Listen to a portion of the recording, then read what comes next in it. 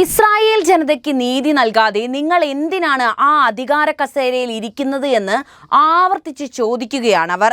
ഗാസയെ നരകമാക്കി ഹമാസിനോട് പ്രതികാരം ചെയ്യുന്ന ഇസ്രായേലിനോടാണ് ഈ ചോദ്യം.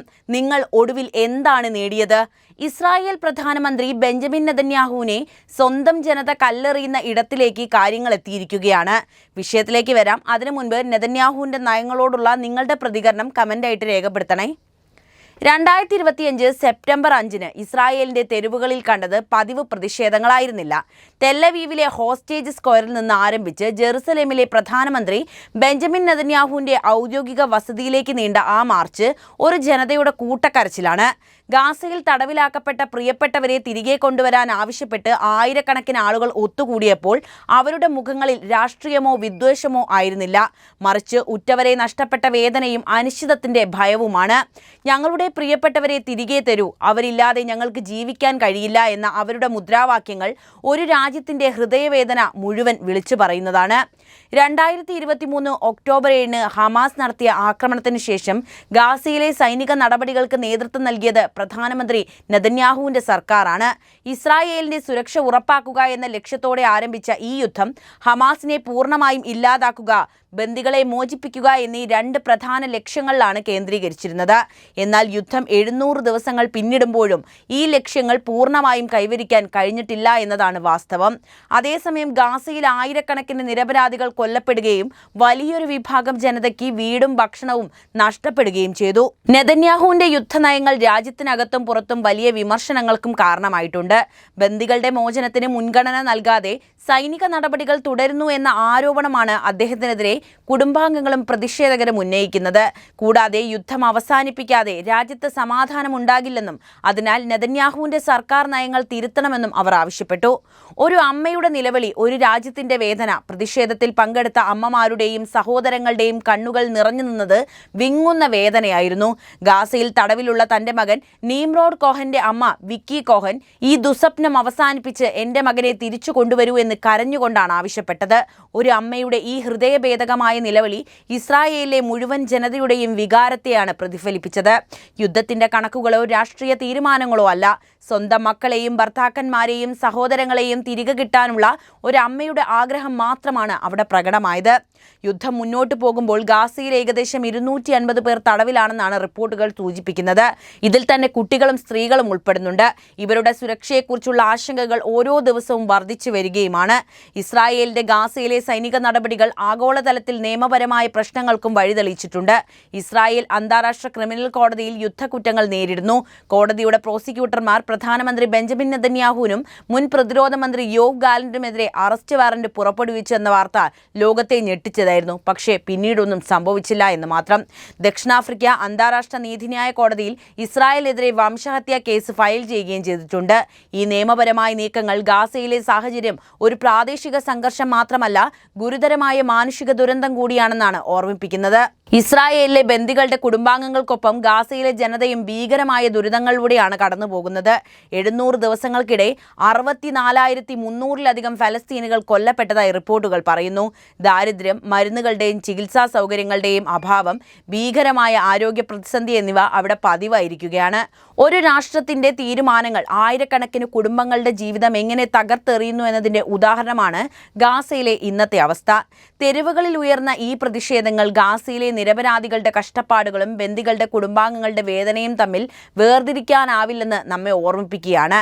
എല്ലാ രാഷ്ട്രീയ തീരുമാനങ്ങൾക്കുമപ്പുറം മനുഷ്യജീവിതമാണ് ഏറ്റവും വിലപ്പെട്ടതെന്നും അത് സംരക്ഷിക്കാൻ ഒരു രാജ്യം അതിന്റെ മനസ്സാക്ഷിയെ ഉണർത്തേണ്ടത് അത്യാവശ്യമാണെന്നും ഈ പ്രതിഷേധങ്ങൾ ലോകത്തോട് വിളിച്ചു പറയുന്നു. നെതന്യാഹുവിന്റെ വാശി ഒന്നു മാത്രമാണ് ഈ യുദ്ധം ഇത്രയ്ക്കും നീണ്ടു നിൽക്കാൻ കാരണമായത് എന്ന് പറയുന്നുണ്ട്. എന്തുകൊണ്ടാണ് അങ്ങനെ പറയപ്പെടുന്നതെന്നല്ലേ ഞാൻ പറയാം. ഗാസയിലെ യുദ്ധം അതിന്റെ 2ാം വർഷത്തിലേക്ക് കടക്കുമ്പോൾ ഒരു ചോദ്യം ശക്തമായി ഉയരുന്നുണ്ട്. എന്തുകൊണ്ടാണ് ഈ സംഘർഷം ഇത്രയധികം നീണ്ടു നിൽക്കുന്നത് എന്നത്. ഈ ചോദ്യത്തിനുള്ള ഉത്തരങ്ങളിലൊന്ന് ഇസ്രായേൽ പ്രധാനമന്ത്രി ബെഞ്ചമിൻ നെതന്യാഹുവിന്റെ നിലപാടുകളും നയങ്ങളും തന്നെയാണ് എന്നാണ്. ഹമാസിനെ പൂർണ്ണമായും ഇല്ലാതാക്കുകയും ബന്ദികളെ തിരികെ കൊണ്ടുവരികയും ചെയ്യുക എന്ന അദ്ദേഹത്തിന്റെ പ്രഖ്യാപിത ലക്ഷ്യം സമാധാന ചർച്ചകളെയും വെടിനിർത്തൽ ശ്രമങ്ങളെയും പലപ്പോഴും തടസ്സപ്പെടുത്തിയിട്ടുണ്ടെന്ന് വിമർശകർ ചൂണ്ടിക്കാണിക്കുന്നു. നെതന്യാഹുവിന്റെ യഥാർത്ഥ ലക്ഷ്യം എന്താണെന്ന് വെച്ചാൽ ഹമാസിനെ ഇല്ലാതാക്കുക എന്നതായിരുന്നു. ഒക്ടോബർ 7 ആക്രമണത്തിന് ശേഷം നെതന്യാഹു ഹമാസിനെ പൂർണ്ണമായി നശിപ്പിക്കുമെന്നും അതുവഴി ഇസ്രായേലിന് സുരക്ഷ ഉറപ്പാക്കുമെന്നും പ്രഖ്യാപിച്ചു. എന്നാൽ ഈ ലക്ഷ്യം ഒരു സൈനിക ദൗത്യം എന്നതിലുപരി ഒരു രാഷ്ട്രീയ നിലപാട് കൂടിയായി മാറി. ഹമാസിനെ ഇല്ലാതാക്കുക എന്നത് സൈനികമായി ഏറെക്കുറെ അസാധ്യമായ ഒന്നാണെന്ന് പല സൈനിക വിദഗ്ധരും അഭിപ്രായപ്പെടുന്നു. കൂടാതെ ഈ ലക്ഷ്യത്തിൽ ഉറച്ചു നിൽക്കുന്നത് ബന്ദികളുടെ മോചനത്തിനായുള്ള ചർച്ചകളെ പ്രതികൂലമായി ബാധിച്ചുവെന്നും ആരോപണമുണ്ട്. ബന്ദികളെ തിരികെ കൊണ്ടുവരാനുള്ള വഴിയായി യുദ്ധത്തെ മാത്രമാണ് നെതന്യാഹു കണ്ടിട്ടുള്ളത്. ഗാസയിൽ വെടിനിർത്തലിനും ബന്ദികളുടെ മോചനത്തിനുമായി പലതവണ രാഷ്ട്രീയ ഇടപെടലുകൾ ഉണ്ടായി. ഖത്തർ, ഈജിപ്ത്, അമേരിക്ക തുടങ്ങിയ രാജ്യങ്ങളുടെ മധ്യസ്ഥതയിൽ പല ചർച്ചകളും നടന്നുവെങ്കിലും അവയൊന്നും ഫലപ്രാപ്തിയിലെത്തിയതുമില്ല. ഇതിന് പ്രധാനപ്പെട്ട കാരണം നെതന്യാഹുവിന്റെ കടുംപിടുത്തങ്ങളാണെന്ന് ആരോപിക്കപ്പെടുന്നു. ഹമാസ് പൂർണ്ണമായും കീഴടങ്ങാതെ വെടിനിർത്തില്ല എന്ന അദ്ദേഹത്തിന്റെ നിലപാട് ചർച്ചകളെ വഴിമുട്ടിച്ചു. ഹമാസ് വെടിനിർത്തൽ അംഗീകരിക്കാമെന്ന് പറഞ്ഞ സന്ദർഭങ്ങളിൽ പോലും നെതന്യാഹുവിന്റെ സർക്കാർ പുതിയ നിബന്ധനകൾ വെച്ച് ചർച്ചകൾ തടസ്സപ്പെടുത്തിയതായി അന്താരാഷ്ട്ര മാധ്യമങ്ങളും റിപ്പോർട്ട് ചെയ്തിട്ടുണ്ട്. നെതന്യാഹുവിന്റെ ഈ നിലപാടുകൾക്ക് പിന്നിൽ രാഷ്ട്രീയമായ കാരണങ്ങളുണ്ടെന്നും വിലയിരുത്തപ്പെടുന്നു. ഹമാസ് ആക്രമണത്തിന് ശേഷം അദ്ദേഹത്തിന്റെ ജനപ്രീതി കുത്തനെ ഇടിഞ്ഞിട്ടുണ്ട്. യുദ്ധം അവസാനിപ്പിച്ചാൽ അദ്ദേഹത്തിന്റെ അധികാരം നഷ്ടപ്പെടുമോ എന്ന ഭയമുണ്ടായിരുന്നതായി രാഷ്ട്രീയ നിരീക്ഷകരും വിലയിരുത്തുന്നു. അതിനാൽ യുദ്ധം തുടരുന്നത് നെതന്യാഹുവിനെ സംബന്ധിച്ച് അദ്ദേഹത്തിന്റെ രാഷ്ട്രീയ ഭാവിക്കും നിലനിൽപ്പിനും അനിവാര്യമായിരുന്നു എന്നാണ് പറയപ്പെടുന്നത്. ഇസ്രായേലിലെ തീവ്ര വലതുപക്ഷ പാർട്ടികളുമായുള്ള അദ്ദേഹത്തിന്റെ സഖ്യം ഈ നിലപാടുകൾക്ക് കൂടുതൽ ശക്തി നൽകി. യുദ്ധം നീളുന്നത് കാരണം ഇസ്രായേലിലും അന്താരാഷ്ട്ര സമൂഹത്തിലും നെതന്യാഹുവിനെതിരെ പ്രതിഷേധം ശക്തമായി. ഇസ്രായേലിൽ ബന്ദികളുടെ കുടുംബങ്ങൾ നടത്തിയ പ്രക്ഷോഭങ്ങൾ നെതന്യാഹുവിന്റെ രാജിയാണ് ആവശ്യപ്പെട്ടത്. യുദ്ധം സൃഷ്ടിച്ച മാനുഷിക ദുരന്തങ്ങൾ ലോകമെമ്പാടുമുള്ള പ്രതിഷേധങ്ങൾക്കും കാരണമായി.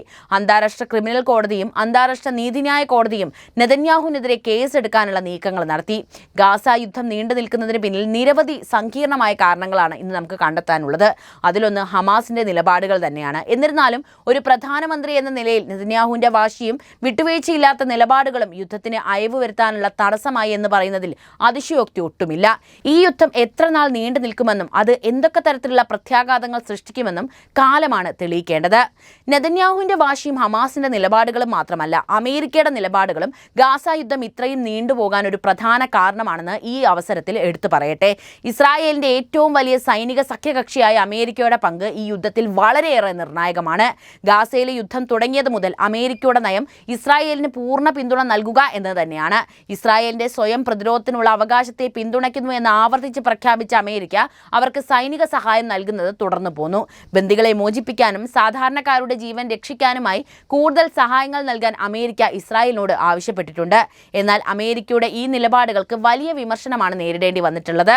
ഇസ്രായേലിനെതിരെ ശക്തമായ നടപടിയെടുക്കാതെ വെടിനിർത്തലിന് സമ്മർദ്ദം ചെലുത്താതെ വെറും ഉപദേശങ്ങൾ മാത്രം നൽകുന്നു എന്നതാണ് പ്രധാനപ്പെട്ട വിമർശനം. ഇസ്രായേലിന് ഏറ്റവും കൂടുതൽ സൈനിക സഹായം നൽകുന്ന രാജ്യം അമേരിക്ക തന്നെയാണ്. ഈ യുദ്ധത്തിൽ അമേരിക്ക ഇസ്രായേലിന് കൂടുതൽ ആയുധങ്ങളും സൈനിക സാമഗ്രികളും നൽകി. ഇത് യുദ്ധം നീണ്ടുപോകാൻ സഹായിച്ചുവെന്നും ഇസ്രായേലിന്റെ സൈനിക നടപടികൾക്ക് കൂടുതൽ കരുത്ത് നൽകിയെന്നും വിമർശകർ ചൂണ്ടിക്കാണിക്കുന്നു. അമേരിക്കയുടെ സഹായം ഇല്ലായിരുന്നുവെങ്കിൽ ഇസ്രായേലിന് ഇത്രയും വലിയ സൈനിക നടപടി നടത്താൻ സാധിക്കുമായിരുന്നില്ല എന്നതാണ് മറ്റൊരു വാസ്തവം. സമാധാന ശ്രമങ്ങളിലെ അമേരിക്കയുടെ പങ്കും എടുത്തു പറയേണ്ടതുണ്ട്. സമാധാന ശ്രമങ്ങളിൽ അമേരിക്ക സജീവമായി ഇടപെട്ടിട്ടുണ്ട് എങ്കിലും അതിന് ഫലമുണ്ടാക്കാൻ സാധിച്ചിട്ടില്ല. നെതന്യാഹുവിനോട് വെടിനിർത്തലിനും സമാധാന ചർച്ചകൾക്കും ആവശ്യപ്പെടാൻ അമേരിക്ക തയ്യാറായില്ല എന്നതും വിമർശനത്തിന് കാരണമായിട്ടുണ്ട്. വെടിനിർത്തലിന് തടസ്സമായി നിൽക്കുന്നത് ഹമാസ് ആണെന്ന് അമേരിക്കൻ ഉദ്യോഗസ്ഥർ ആവർത്തിച്ച് പറയുന്നുണ്ടെങ്കിലും സമാധാന ചർച്ചകളിൽ കൂടുതൽ സമ്മർദ്ദം ചെലുത്താൻ അമേരിക്കയ്ക്ക് സാധിച്ചിരുന്നു എന്ന് പലരും വിശ്വസിക്കുന്നു. ഈ വിഷയത്തിൽ അമേരിക്കൻ ജനതയ്ക്കിടയിൽ തന്നെ വലിയ അഭിപ്രായ വ്യത്യാസങ്ങൾ ഇപ്പോൾ നിലവിലുണ്ട്. പലപ്പോഴും അമേരിക്കൻ രാഷ്ട്രീയത്തിൽ ഇസ്രായേൽ ഒരു പ്രധാന വിഷയം തന്നെയാണ്. കാരണം അമേരിക്കൻ പ്രസിഡന്റ് തെരഞ്ഞെടുപ്പിന്റെ സാഹചര്യത്തിലൊക്കെ ഇസ്രായേലിനെതിരെ ശക്തമായ നിലപാടെടുക്കുന്നത് അമേരിക്കൻ രാഷ്ട്രീയത്തിൽ വലിയ പ്രത്യാഘാതങ്ങൾ ഉണ്ടാക്കുമെന്ന് ഭരണകൂടം, അതായത് ബൈഡന്റെ ഭരണകൂടം വിശ്വസിച്ചിരുന്നു. അതുകൊണ്ട് തന്നെ ഇസ്രായേലിന് പൂർണ്ണ പിന്തുണ നൽകുന്നതിൽ നിന്ന് പിന്നോട്ട് പോകാതെ അതേസമയം മാനുഷിക സഹായങ്ങൾ നൽകി പ്രതിസന്ധി ലഘൂകരിക്കാൻ ശ്രമിക്കുന്ന ഒരു നയമാണ് അമേരിക്ക ബൈഡന്റെ കാലഘട്ടത്തിൽ പിന്തുടർന്നത്. ട്രംപ് വന്നപ്പോൾ പ്രശ്നം പരിഹരിക്കുമെന്ന് പറഞ്ഞിട്ടുണ്ട് എങ്കിലും ഒന്നും എവിടെയും എത്തിയിട്ടില്ല. ഇത് ഇസ്രായേലിന് യുദ്ധം തുടരാൻ കൂടുതൽ ആത്മവിശ്വാസം നൽകിയെന്നും യുദ്ധം ഇത്രയധികം നീണ്ടുപോകാൻ ഒരു കാരണമായുമെന്നാണ് നമുക്ക് മനസ്സിലാക്കാൻ കഴിയുന്നത്. അപ്പോൾ ഈ വിഷയത്തിൽ നിങ്ങളുടെ നിലപാടറിയാൻ താല്പര്യമുണ്ട്. എന്ത് തന്നെയായാലും കമന്റ് ആയിട്ട് രേഖപ്പെടുത്തുക. ഒപ്പം ഈ അറിവുകൾ എല്ലാവരിലേക്കും എത്താൻ വീഡിയോ ഒന്ന് ലൈക്ക് ചെയ്യാനും ഷെയർ ചെയ്യാനും പ്രത്യേകം ശ്രദ്ധിക്കുമല്ലോ.